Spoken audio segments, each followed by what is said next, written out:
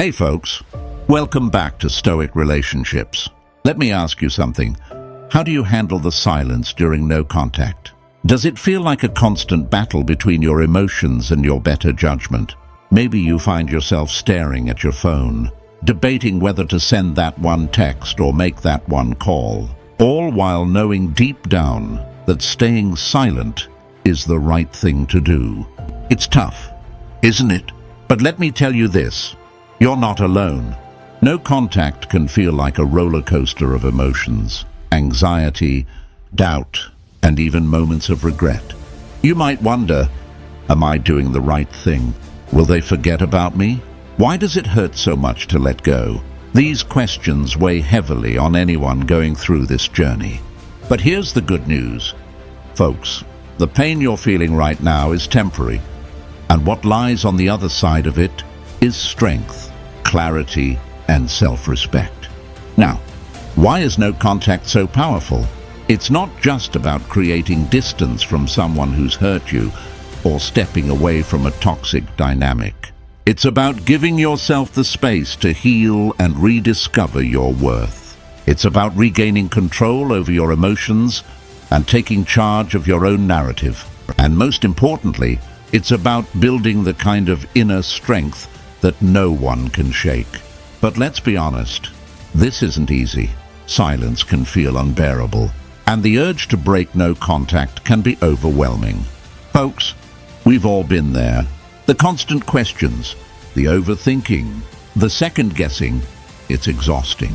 But here's what you need to remember. Every time you choose to stay strong, you're choosing yourself. You're saying, I value my peace more than the temporary relief of reaching out. So, how do you stay strong during no contact? How do you navigate the silence without losing yourself in it? That's exactly what we're diving into today. In this video, we're going to explore practical strategies inspired by the wisdom of Stoicism to help you stay grounded, focused, and resilient. Whether it's learning how to embrace the discomfort, practicing emotional detachment, or finding strength in your own company, we've got you covered. Let me paint a picture for you.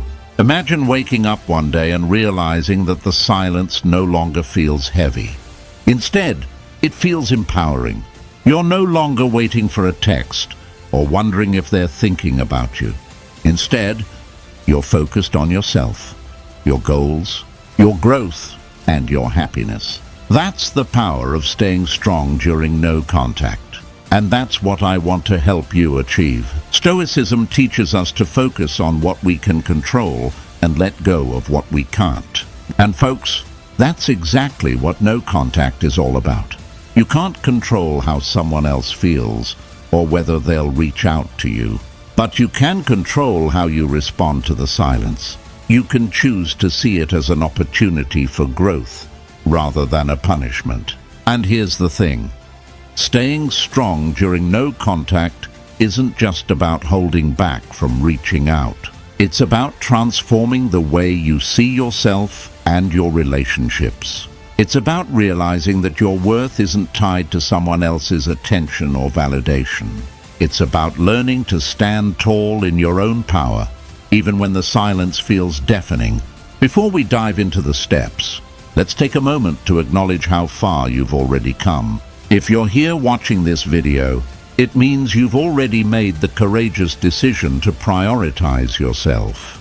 That's no small feat, folks. And whether this is your first time trying no contact or your 10th, know that you're doing something incredibly brave.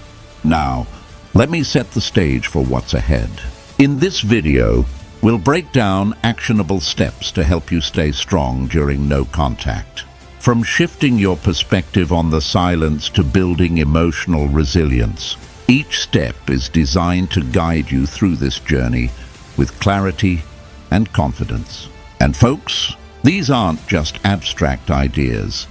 They're real-life strategies you can start using today. But before we get started, let me remind you of one thing. This journey isn't about them. It's about you. It's about rediscovering who you are outside of the relationship and realizing that you don't need anyone else to complete you. You are already whole, already enough, and already worthy of love and respect. If you're ready to take this journey with us, hit that subscribe button and join our community of like-minded individuals committed to growth and empowerment. Together, we're building a space where healing and self-discovery thrive. All right, folks, let's get started. Number 1, trust your choice for strength.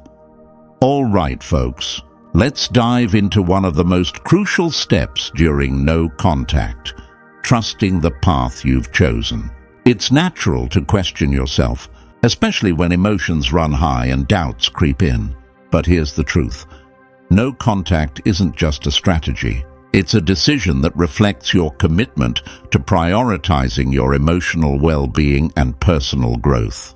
When you decide to go no contact, you're not merely creating physical distance. You're setting a boundary, a powerful declaration that you value yourself enough to step back and reevaluate the dynamics in your relationship.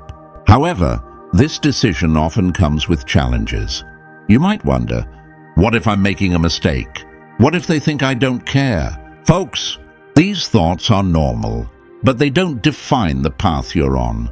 One of the first things to remember is that trusting your choice means letting go of immediate outcomes. No contact isn't about forcing a reaction from the other person.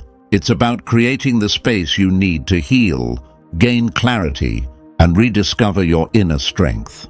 This process takes time, and it requires patience, not just with the situation, but also with yourself. So how do you trust the path you've chosen when doubts arise? Start by reminding yourself of the reasons you initiated no contact in the first place. Maybe the relationship was draining, one-sided, or filled with unresolved conflicts. Perhaps you felt like you were losing a sense of who you are.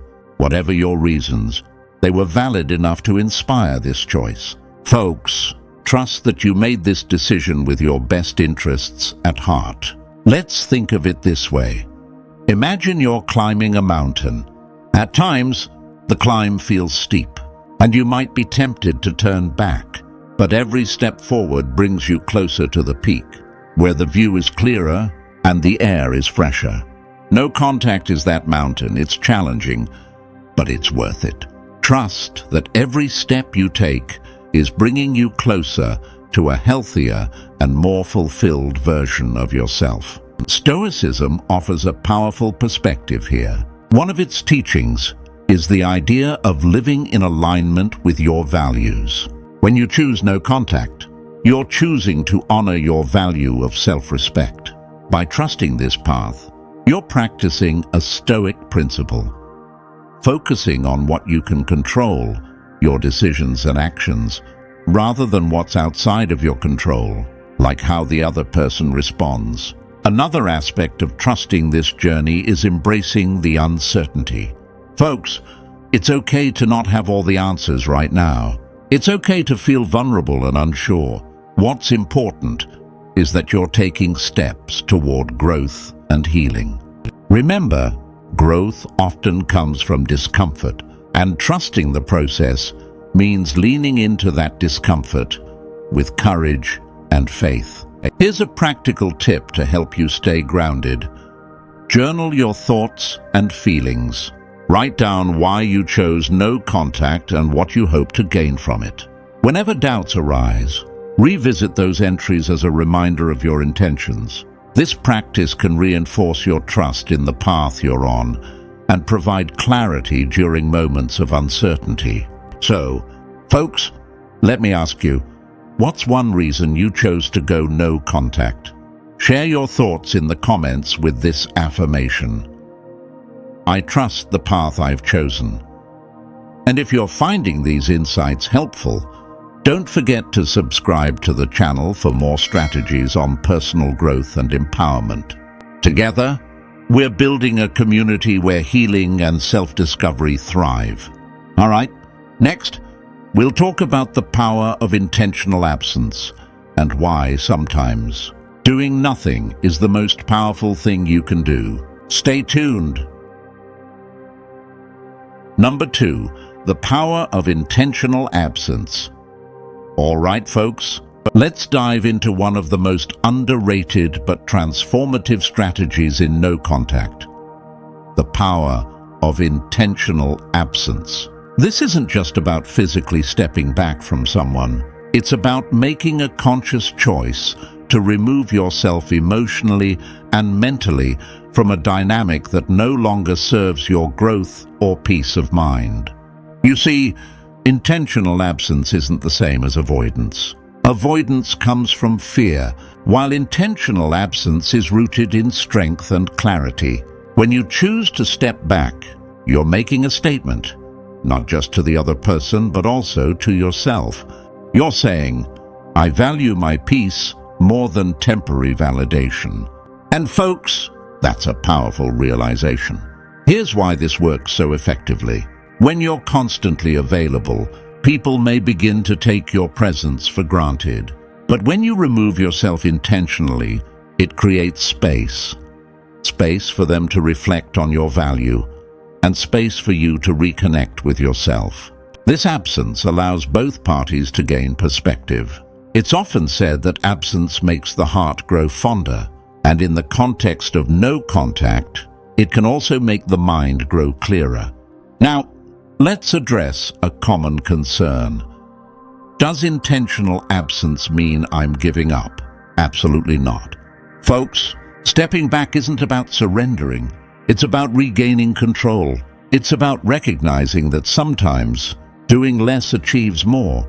By stepping back, you're giving yourself the opportunity to focus on what truly matters: your well-being, your goals, and your personal growth.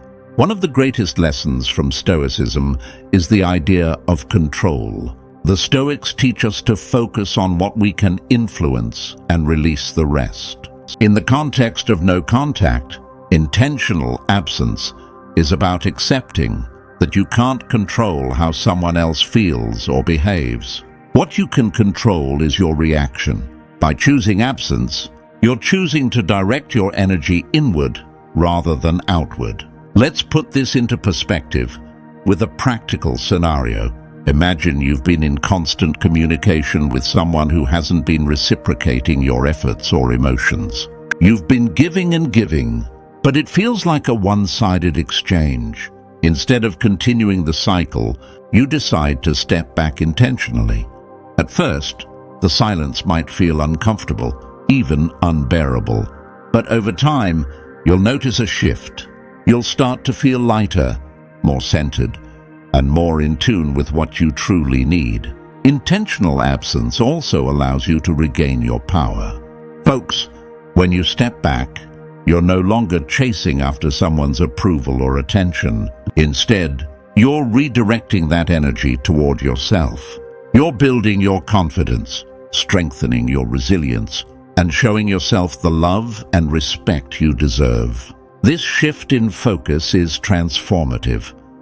It's the moment you realize you're the prize, not the pursuer. Here's a practical tip to embrace intentional absence.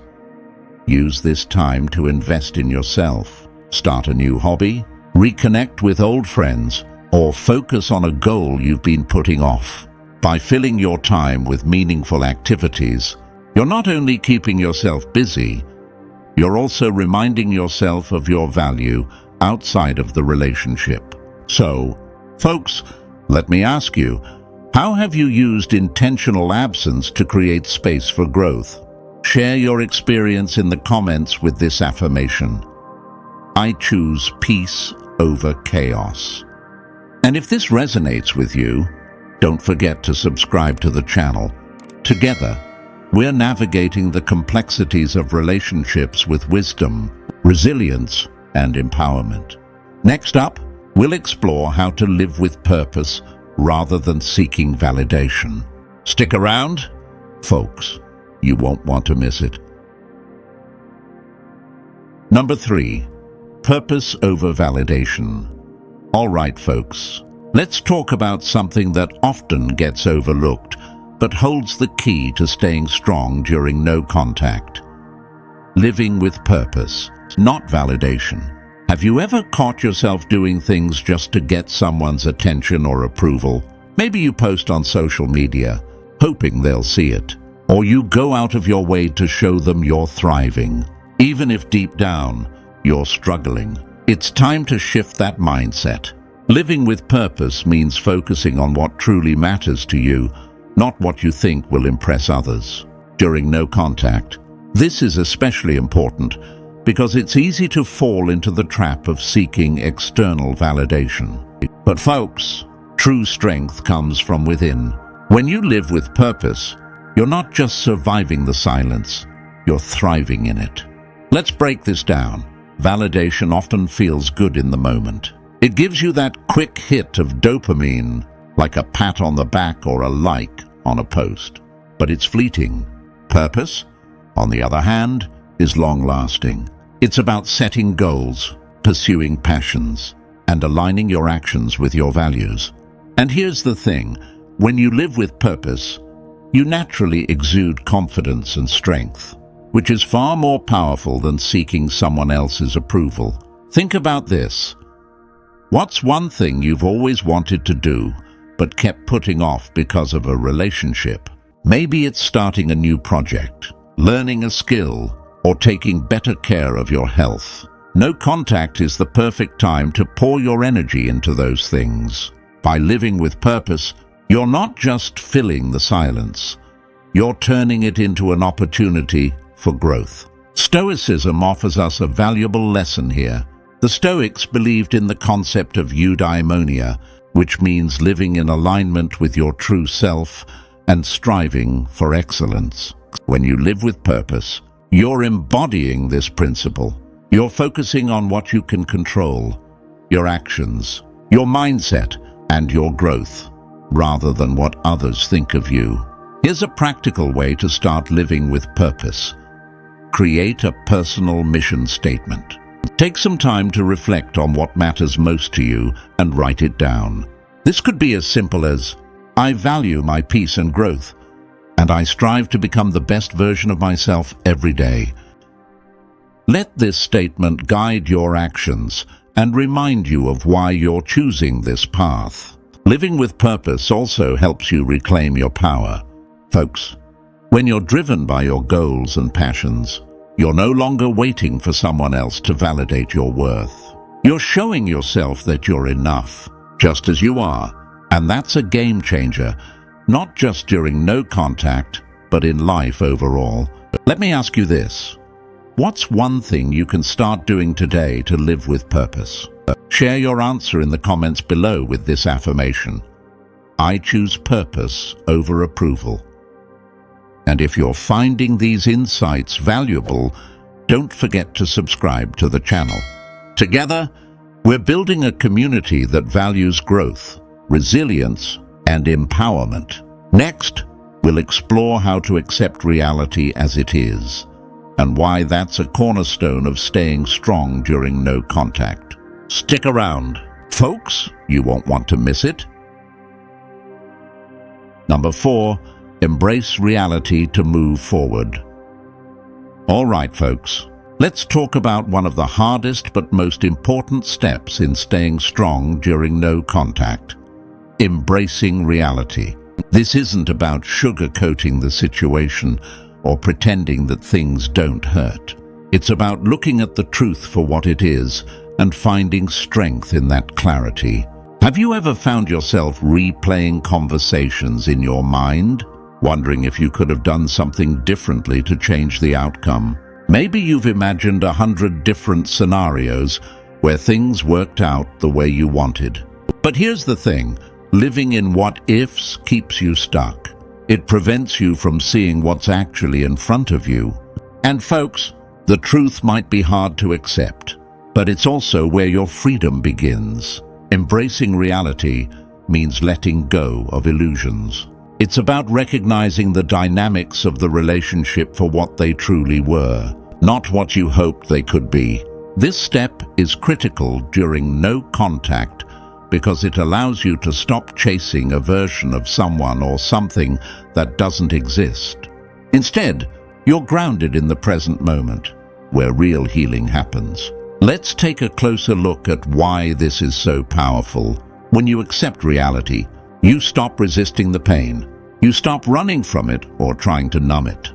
And folks, when you allow yourself to feel, you also allow yourself to heal.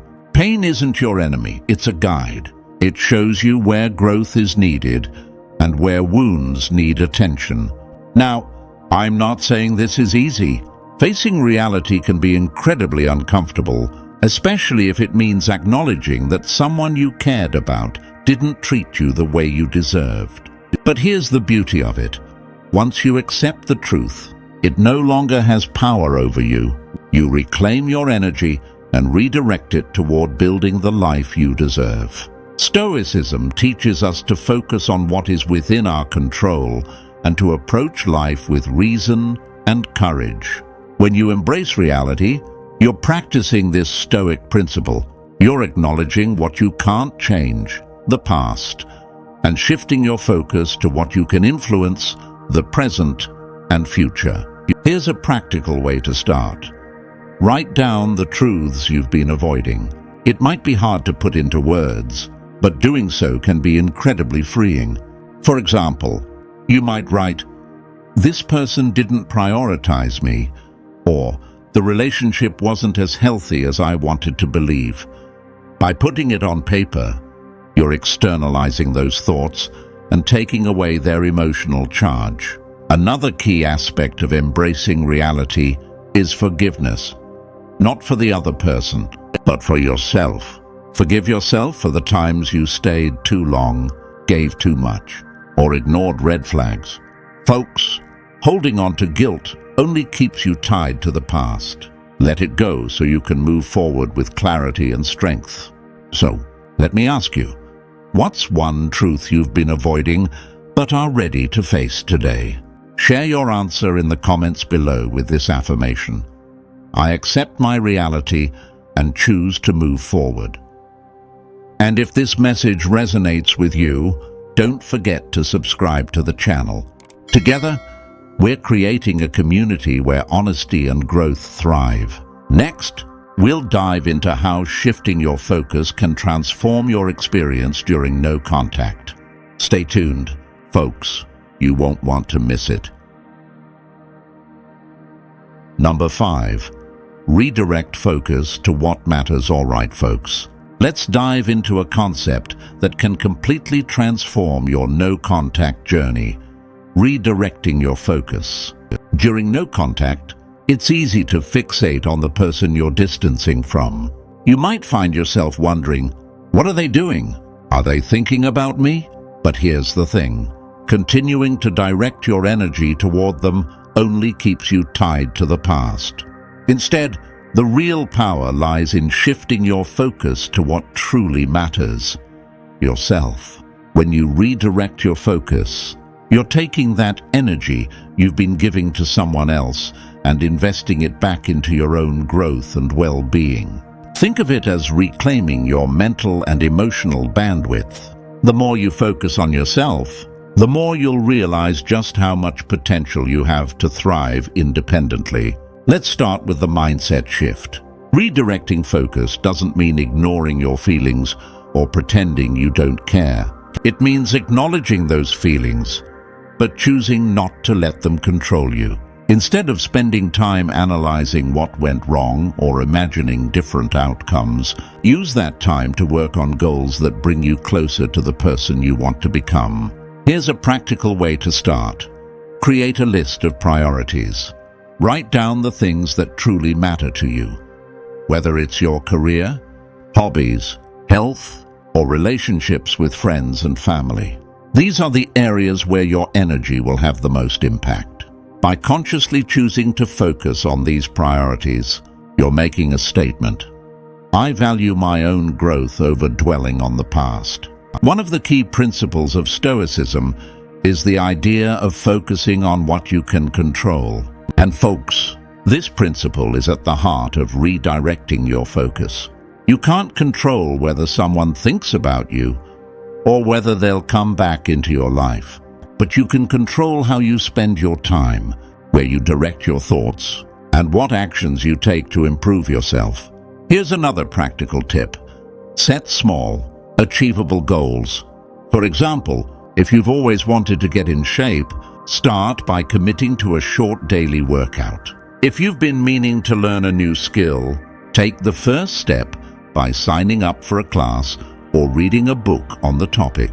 Each small step you take builds momentum and helps you shift your focus away from what you can't change. Now, let's address a common concern. Does redirecting focus mean I'm forgetting about the person I care about? Absolutely not. Folks, redirecting your focus isn't about erasing someone from your life. It's about prioritizing your own well-being. By focusing on yourself, you're creating a foundation of strength and resilience that benefits not just you, but also any future relationships you might have. Let me paint a picture for you. Imagine waking up in the morning and feeling excited about your day. Not because you're waiting for a message from someone, but because you're looking forward to the things you've planned for yourself. Maybe it's a workout, a project, or a coffee date with a friend. That sense of purpose and excitement is what happens when you redirect your focus. So, folks, let me ask you, what's one area of your life where you can start redirecting your focus today? Share your answer in the comments with this affirmation. I choose to focus on what matters. And if this message resonates with you, don't forget to hit that subscribe button. Together, we're building a community of empowered individuals who prioritize growth and resilience. Next, we'll explore how to see no contact as a period of personal growth rather than a period of loss. Stick around. Folks, you're going to love what's coming next. Number 6, turn this pain into growth. All right, folks, let's tackle one of the most empowering shifts you can make during no contact, transforming your pain into growth. We've all felt it, that ache in your chest that comes from missing someone or questioning your decision. But here's the truth. Pain doesn't have to be the end of your story. In fact, it can be the very thing that propels you toward your next chapter. Pain, as uncomfortable as it feels, is a signal. It tells you where healing is needed and where you might have been neglecting yourself. Think about it. How often have you prioritized someone else's needs over your own? During no contact, pain can be a powerful reminder to redirect that energy inward. Instead of seeing it as something to avoid, view it as an invitation to grow. One way to start transforming pain into growth is by reframing how you perceive it. Folks, instead of asking, "Why is this happening to me?" try asking, "What is this teaching me?" This subtle shift in perspective turns pain from a burden into a lesson. It might teach you about your boundaries, your values, or even your strength. And when you start seeing the lessons within the struggle, you'll notice the pain begins to feel lighter. Let's break this down with some practical steps. First, embrace journaling as a tool for self-reflection. Write down your feelings without judgment, and then challenge yourself to find one positive takeaway from each entry. For example, if you're feeling lonely, consider how this time alone is giving you space to reconnect with yourself. By doing this, you're not only processing your emotions, but also actively rewriting the narrative of your experience. Another key aspect of turning pain into growth is focusing on self-improvement. Folks, this is your opportunity to evolve, whether it's developing a new skill, enhancing your fitness, or exploring a passion you've put on hold. Use this period of no contact as a time to invest in yourself. Every small step you take towards self-betterment is a step away from the pain. Stoicism offers a profound insight here. The Stoics believed in the idea of amor fati, or loving one's fate. This means embracing everything that happens to you, even the painful moments, as part of your journey. When you adopt this mindset, you stop resisting the discomfort and start finding ways to grow from it. It's not about denying your emotions. It's about channeling them into something constructive. Now, let's talk about self-compassion. Turning pain into growth doesn't mean pushing yourself to move on too quickly. Growth takes time, and it's okay to have setbacks. Treat yourself with the same kindness and understanding that you'd offer a close friend. Folks, remember this: healing isn't linear, but every effort you make counts. Here's a visualization exercise to help you embrace growth. Close your eyes and imagine yourself 6 months from now, stronger, happier, and more at peace. Picture the person you want to become and the steps you need to take to get there. This vision can serve as a powerful motivator to keep moving forward, even on tough days. Let me ask you this: what's one way you can start turning your pain into growth today? Share your thoughts in the comments with this affirmation: I choose to grow from my pain. And if this message resonates with you, don't forget to subscribe to the channel. Together, we're building a community where healing, growth, and empowerment thrive. Next, we'll explore how focusing on what you can control can help you regain your power and stay grounded during no contact. Stick around, folks. You won't want to miss it. Number 7. Regain power by focusing on what you can control. All right, folks, let's dive into a game-changing mindset shift. Regaining your power by focusing on what you can control. During no contact, it's easy to feel powerless. You're left wondering what the other person is thinking, if they're missing you, or whether you'll ever reconnect. But here's the truth: the key to regaining your power lies in redirecting your attention to what you can control. Let's start with a simple yet powerful idea. You can't control someone else's thoughts or actions, but you can control how you respond. Instead of fixating on the unknowns, focus on the choices and actions within your grasp. This shift isn't just empowering, it's liberating. It frees you from the mental trap of trying to influence things that are beyond your reach. Think of it like this. Imagine you're holding 2 buckets. One is filled with things you can control, like your habits, mindset, and goals. The other is filled with things you can't control, like someone else's feelings or decisions. Which bucket do you want to carry? Folks, the more you invest in the bucket you can control, the lighter and more purposeful your journey becomes. One of the best ways to practice this is by setting daily intentions. Each morning, take a moment to ask yourself, what's one thing I can do today to feel stronger or more at peace? It could be something as simple as going for a walk, journaling, or completing a task you've been putting off. By focusing on actionable steps, you're reinforcing the idea that your well-being is in your hands. Stoicism offers us a timeless lesson here: the dichotomy of control. The Stoics believed that we should focus our energy only on what we can influence and let go of the rest. This principle is especially valuable during no contact. For example, you can't make someone reach out to you, but you can choose to spend your time productively instead of waiting by the phone. Folks, this isn't just a mental exercise. It's a roadmap for reclaiming your power. Let's look at a practical example.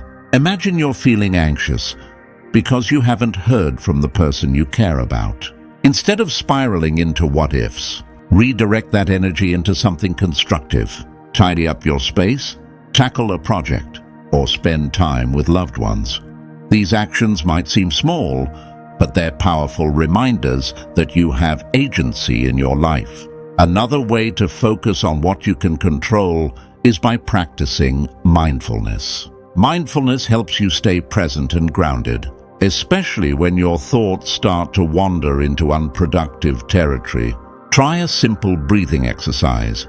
Inhale deeply for 4 counts, hold for 4 counts, and exhale for 4 counts.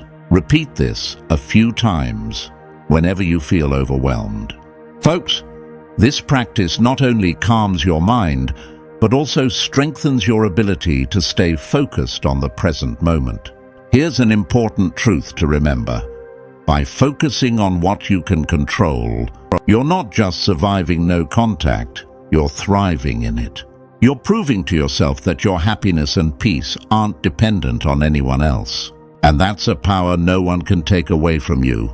So, let me ask you, what's one thing you can take control of today to feel more empowered? Share your answer in the comments with this affirmation: I focus on my power. And if this resonates with you, don't forget to hit that subscribe button. Together, we're building a community that prioritizes resilience, growth, and personal empowerment. Next, we'll explore how to use this period of no contact as a catalyst for self-discovery and deeper understanding. Stick around. Number 8. Transform pain into strength. All right, folks, let's dive into one of the most empowering lessons during no contact: turning your pain into strength. Pain is inevitable in life, especially when you're navigating the complexities of relationships. But here's the truth: pain doesn't have to define you. It can be the foundation for growth, resilience, and empowerment. Think about it. Pain often feels like a heavy weight on your shoulders. But what if you could use that weight to build muscle instead? That's the essence of transforming pain into strength. It's not about ignoring your feelings or pretending everything is fine. Instead, it's about channeling that energy into something meaningful and constructive. The first step is to accept the pain for what it is. Folks, running from pain only gives it more power over you. When you face it head-on, you're taking the first step toward reclaiming your strength. Acknowledge how you feel without judgment. Whether it's sadness, anger, or disappointment, all those emotions are valid. They're part of the human experience, and they're also part of your healing process. Once you've acknowledged the pain, the next step is to decide how you'll use it. Pain can be a powerful motivator for change. Maybe it's inspiring you to set stronger boundaries, prioritize your mental health, or pursue goals you've been putting off. Whatever the case, use this moment to reflect on what the pain is teaching you about yourself and your life. Here's a practical exercise. Create a strength plan.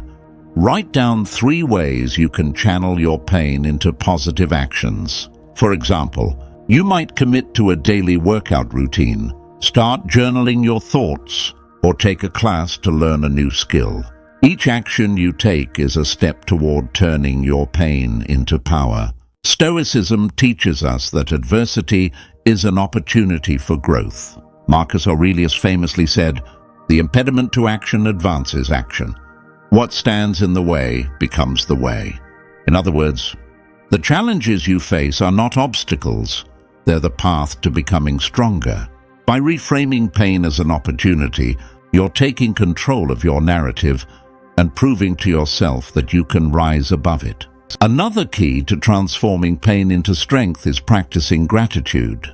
Folks, it might sound counterintuitive, but even in the midst of hardship, there's always something to be grateful for. Gratitude shifts your focus from what you've lost to what you still have, and that perspective is incredibly empowering.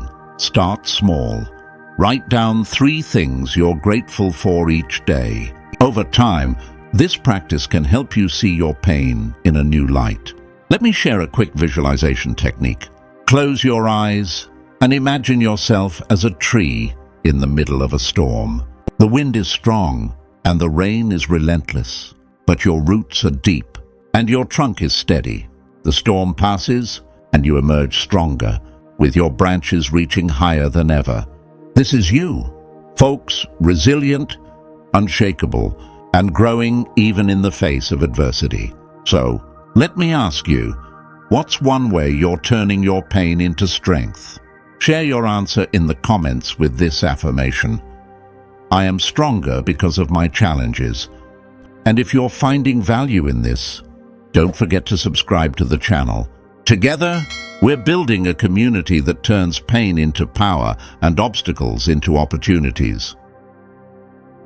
All right, folks, we've reached the end of this journey, and I hope you found the insights we've shared today as empowering as they are practical. Remember, turning pain into strength isn't just about surviving.